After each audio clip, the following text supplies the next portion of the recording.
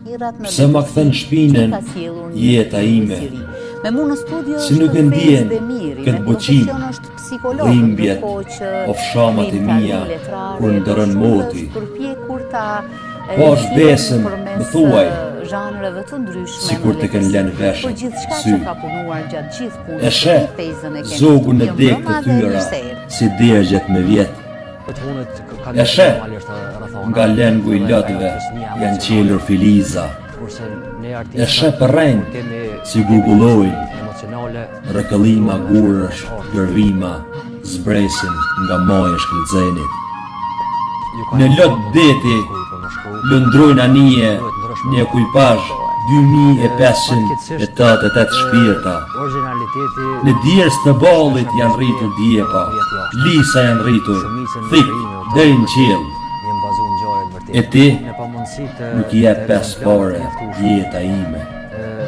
Sa kokëfort që jehoj, pa shtuk, qelë e det jeta ime.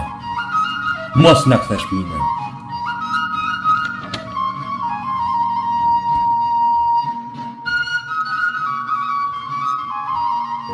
Rasi që e ka pas, ka kryu shpinë në vogje që më thellojnë në botën e drama. Do më thonë dhinjën e vetë e ka transmitu të... Po shkrenari me pas poet t'il, edhe më duhet asë njerë mu zvetnuve pra tyne, më duhet më fëzizuve pra tyne, edhe mundësisht për mu të shkurit. Fez, Trigu po ofron një laramani të poetëve dhe krijuesve. Në mitingun e poezisë, me që është një ngjarje e cila ka për masa të mëdha, por kemi fatin ta kemi edhe ne në Gjakov të organizuar çdo vit, po dalin në pa poet të ndryshëm. Jo ata të cilët përgjatë vitit ndoshta duket sikur janë heshtur. A do thotë kjo se krijuesit duhet bëjnë përpjekje që të jenë shumë origjinal në shkrimin e tyre, që vargu, proza, poezia, cila do qoftë ajo që e ka servuar, të jetë më afatgjate?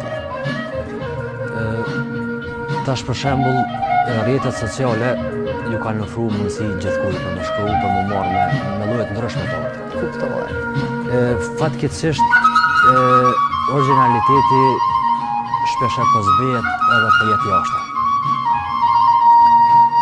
Për me kriju poezi të mirëfillt edhe art të mirëfillt, nuk është edhe e lehtë. Dhe me thonë, duhet me pas një përvojë të shkrimit, me pas një përvojë